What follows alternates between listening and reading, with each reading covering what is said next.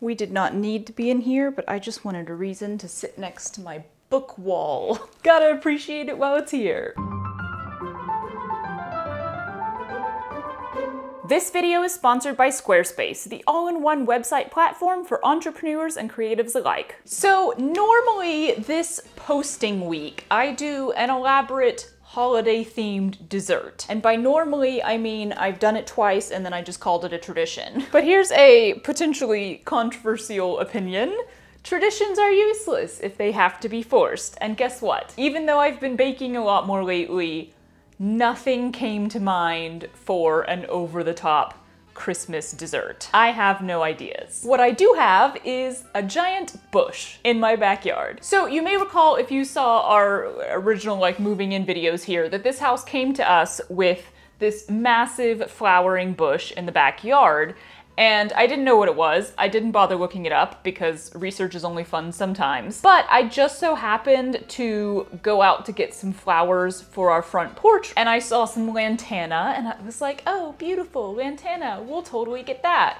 Brought it home and I was like, why does this plant look so familiar? The bush. It is lantana. How I didn't notice that I was buying the exact same thing I'd been staring at for weeks is beyond me. So I was really interested to see what it would do throughout the seasons, because when we got it, it had a lot of blooms on it, but then over the course of the next month, it exploded into even more. I was not expecting there to be more, and there were more. Then, very suddenly, over the course of 3 days, they all went away. Most of them went away. And when I went out to look at it, I saw that there are these really small, dark blue berries. And of course, I am absolutely fascinated by anything that is potential food. So this was fun research for me. Apparently, yes, you can eat lantana berries, but only in their fully ripened form.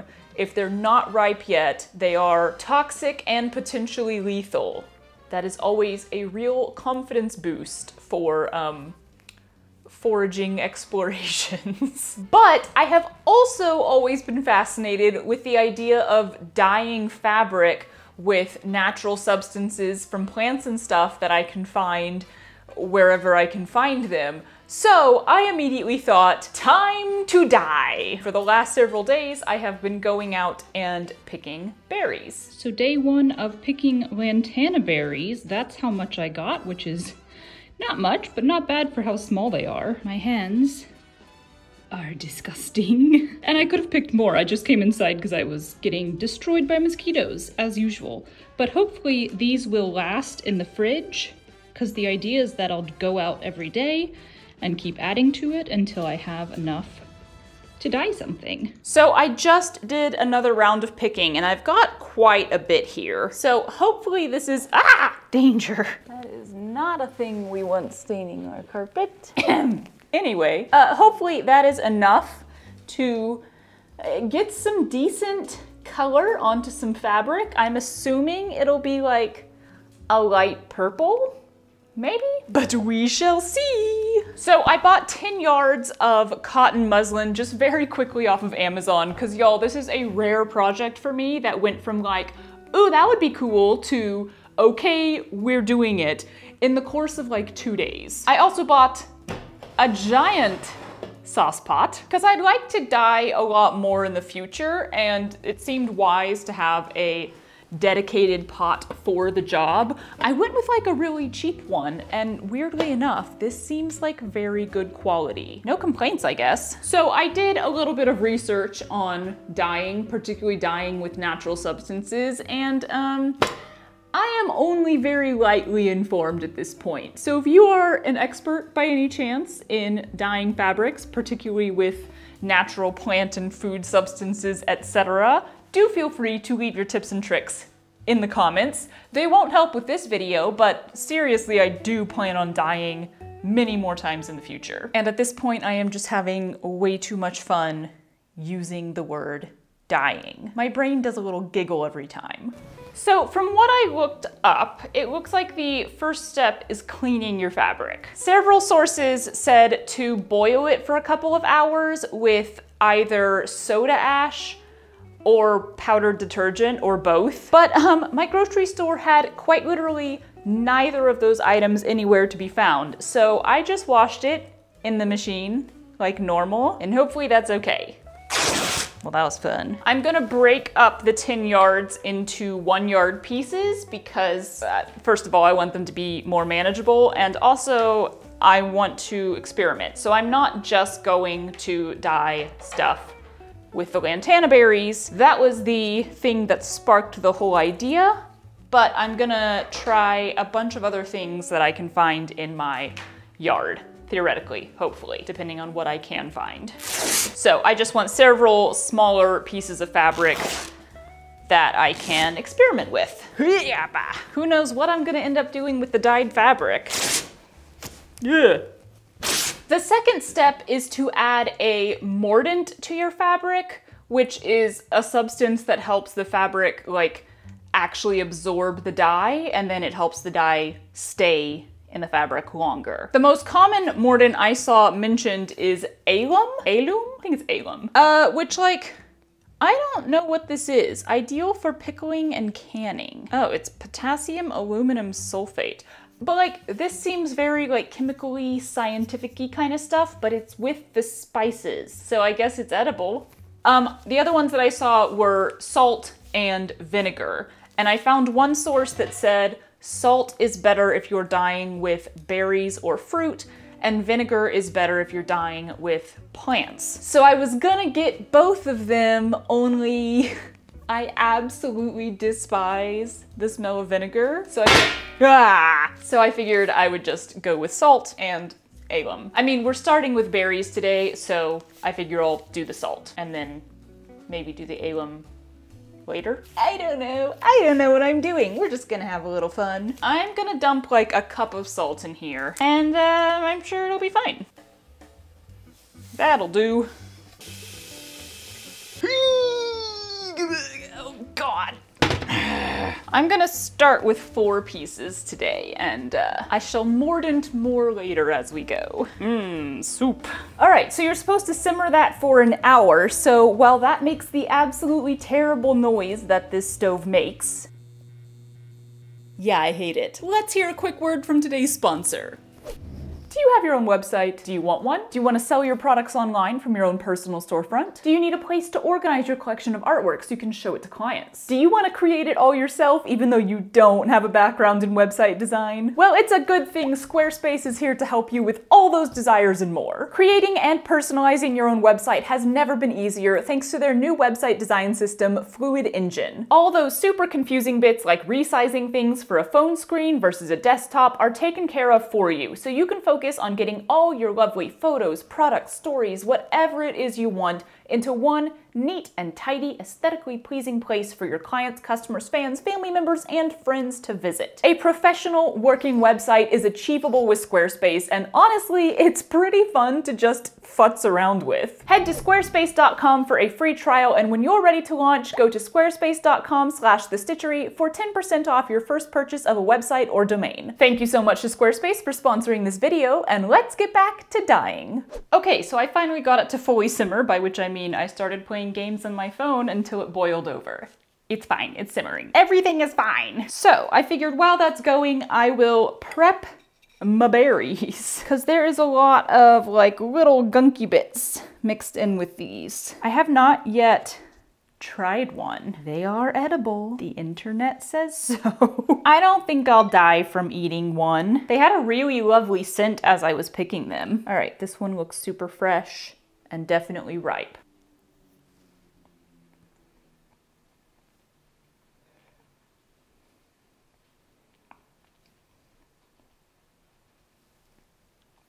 First of all, there's a giant seed inside. That doesn't really taste like something you're supposed to eat. Not in like a this tastes poisonous kind of way, but just like, you know, when you were a kid and you would like pull up a piece of grass and chew on it? In that kind of way. I don't really know what my plan is here. Y'all ready for a tangent? Something about sitting here, man. I don't know, we're coming to the end of the year and I've been kind of thinking about what I did this year and how things changed and what I'll be doing next year. And I've mentioned before that I make all of my videos a month before posting them.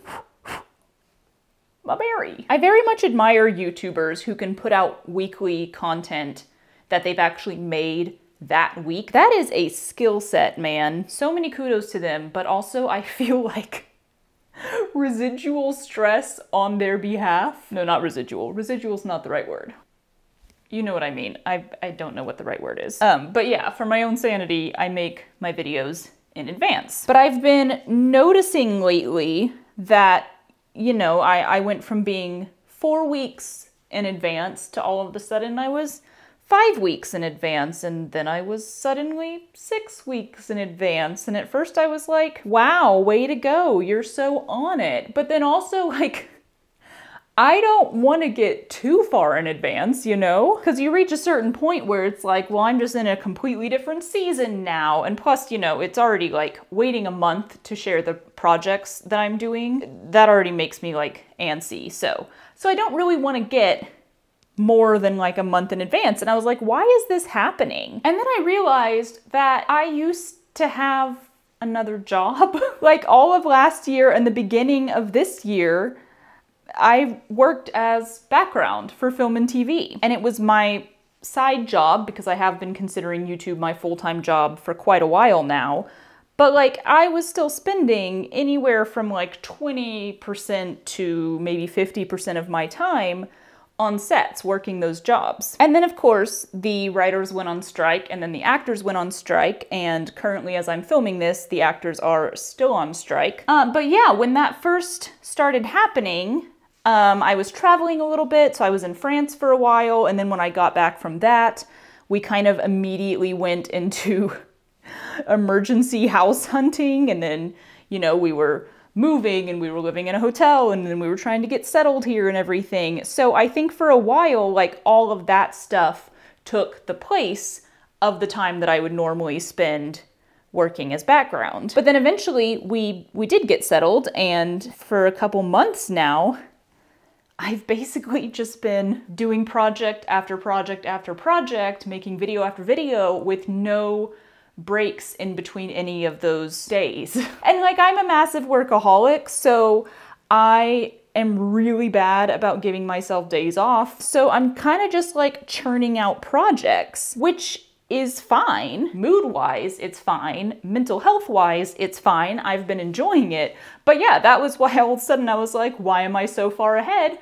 It's because there's nothing between making videos anymore. I'm just making a video and then another one and then another one. So it has made me think that I do need to start slowing down. And I kind of have been. I've randomly really gotten into baking again. I've been very inspired to bake lately. So the other day I made a key lime cheesecake on a homemade ginger shortbread crust with a honey mango jelly on top, all because I just happened to see key limes in the grocery store. So yeah, I might just start like randomly sharing pictures of my latest bakes with you guys. I do love making a baking video every now and then. I think it's a nice little break and a nice little change of atmosphere, and they're fun to make, but I mean, the reality is that unfortunately, though I know there is a solid group of you guys who enjoy them, the YouTube algorithm hates them with a fiery passion for some reason. But I was kind of thinking like, you know, once the strike is over, am I gonna go back to doing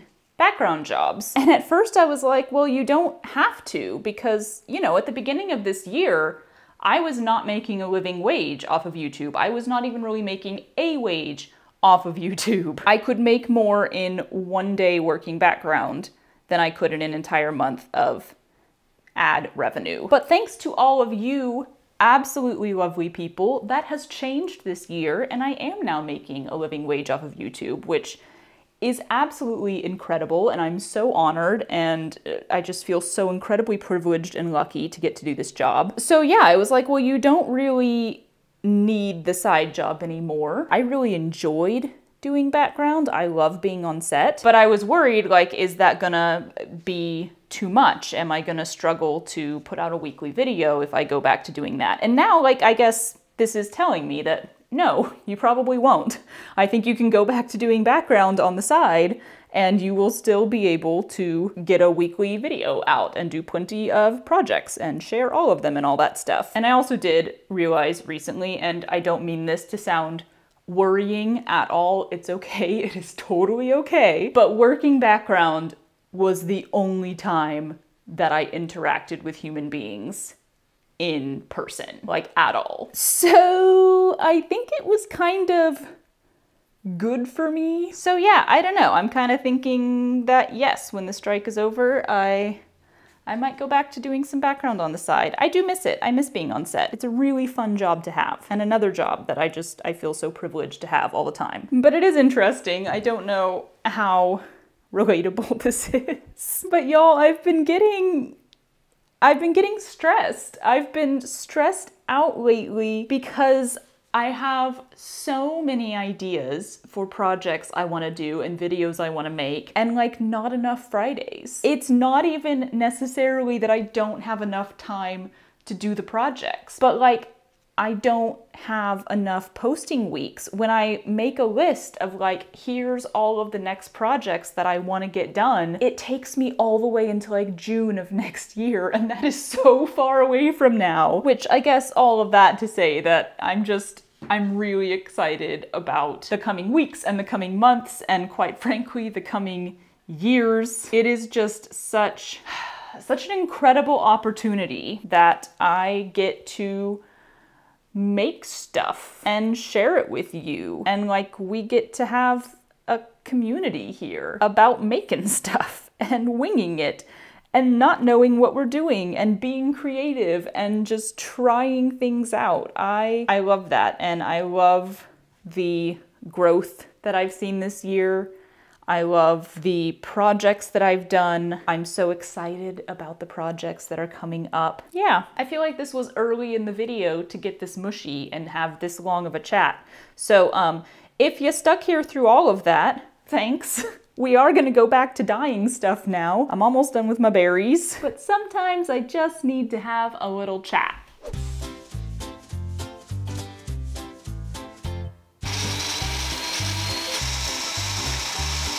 Delicious. Oh, look at that.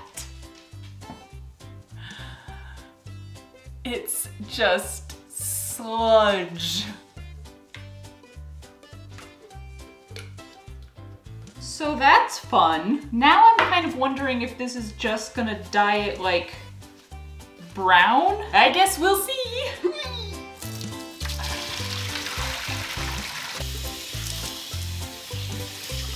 Look at the stove.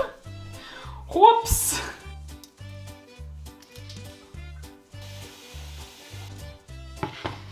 Okay, so I'm gonna do 2 pieces of fabric in this stew, and then I'm going to heat it, probably not boil it, but heat it for 30 minutes and take one of them out and leave the other one in overnight, just not being heated, just sitting in there, so we can see the comparison.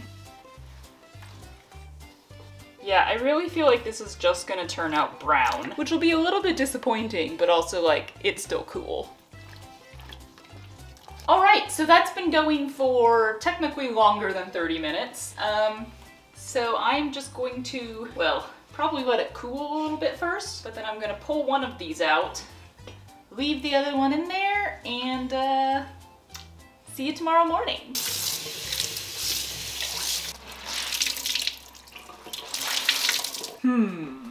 Alrighty, good morning. This has been bubbling away, I mean not bubbling, steeping away for, what, like 12 hours now? Here's the stuff that I pulled out yesterday, and here's some stuff that has not been dyed at all.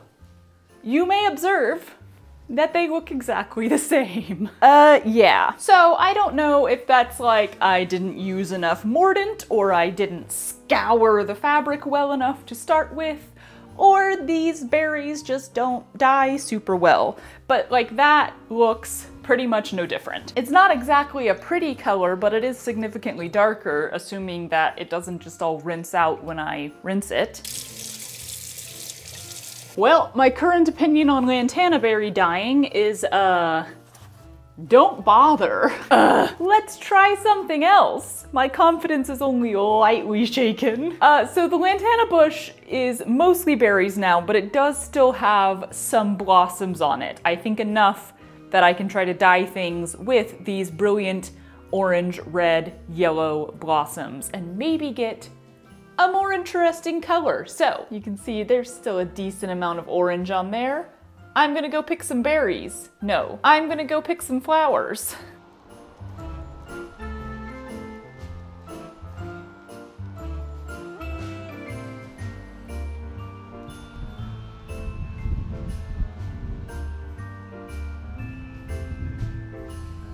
This should be enough, right?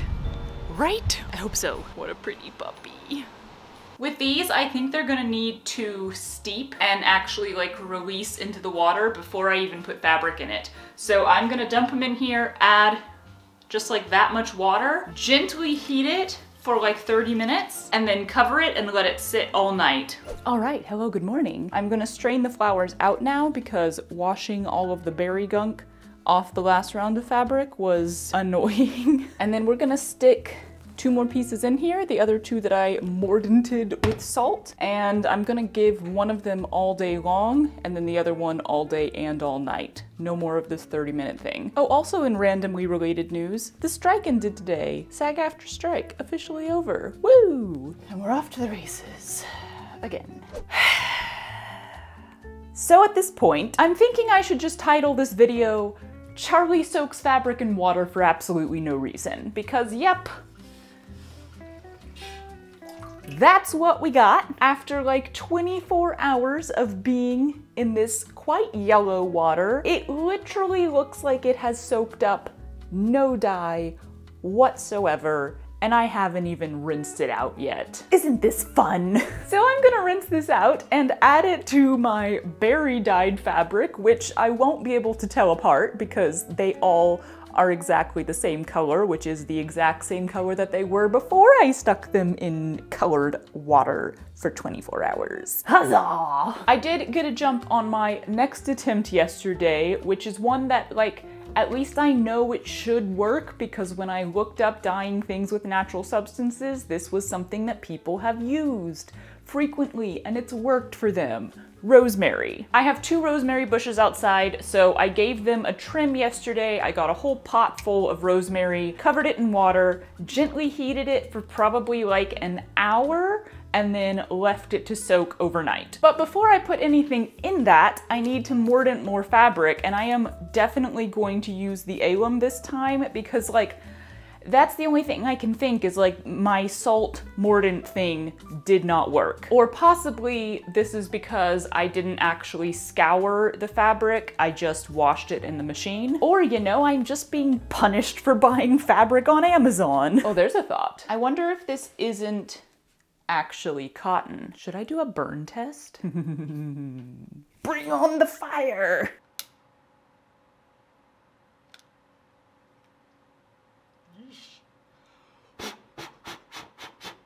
Yeah, I think it's cotton. Okay, that was fun. Reassured that this fabric is pretty definitely cotton, I started a new batch of mordant. For alum, everything I read said to do 10 to 20% the weight of your material, but for some reason, we don't have a single working scale in this house, and I was in no mood to go out for batteries, so I just stuck it in the pot and guessed. Oh Lord. I think I did about 26 to 30 grams of the alum for about 4 yards of muslin. Once that had boiled for 2 hours, I dumped the extra water and didn't even bother rinsing the fabric. I just chucked my rosemary water straight on top. For extra support, I wrapped up all the rosemary sprigs, including a few fresh ones, in cheesecloth and stuck those on top. So hopefully, this fabric will come out with a slightly noticeable color change. It's gonna gently heat for an hour and then sit overnight, so we shall see. Okay, y'all, it's yellow, so it's not like a vibrantly noticeable thing, but that is very definitely dyed. Like, I can definitely tell, I don't know if it shows on camera, but I can definitely tell that this has a greenish yellow hue to it. So maybe it was the mordant. Maybe I didn't use enough salt. Maybe I should just stick to alum. I'm tempted now to re-mordant the fabric that basically failed on dyeing, but like also I'm kind of tempted to be done with this. Because since this decided to be yellow, I think it's still gonna basically look like nothing happened. Yeah, I'll think about that for a little bit, but let's just skip ahead to the end, and whatever I do in the next 24 hours, we'll have some final thoughts. Yes, let's have some final thoughts. So yeah, that was basically a big old fail, but like in the best way possible. Failing is good. Failure is great. I learned a bunch of things to not do. I think I learned a few things to do. Hello, sir. I do think the alum works. It's just that everything that I used to dye stuff was already like brown or yellow. So it basically just looks like I have fabric that gets dirtier and dirtier. Yay, I made dirty fabric. It's fine though. You try something new, you do only a small amount of research, you see what happens, and you don't always get good results. I did make this entire dress while I was waiting for fabric to absorb color or not absorb color, but I'll tell you more about that next week or on Instagram. I didn't film it. But yeah, just for the quick rundown, this is a piece of the original fabric that I saved. These two are the lantana berry. These are the lantana flower. These are the rosemary. And then these last two were the rosemary as well, but I saved the lantana flower water and I put these into that water for another like 24 hours afterwards. It all smells very, grassy. Okay, yeah. Should I have just, made a figgy pudding or something? I don't know. Honestly, I kind of had fun still. I mean, the thing with dyeing fabric is it doesn't involve much. It's like 10 minutes of doing stuff and then 12 hours of doing nothing. So, good times. Yeah, okay, let's just wrap this up. Later, taters. Why am I recording while doing this? I don't know. That fabric has a I take your fingernails on a chalkboard and raise you metal on the inside of a metal pan. We're moving again. But yeah, so, bleh. Look at your little bitty toes, toes, toes.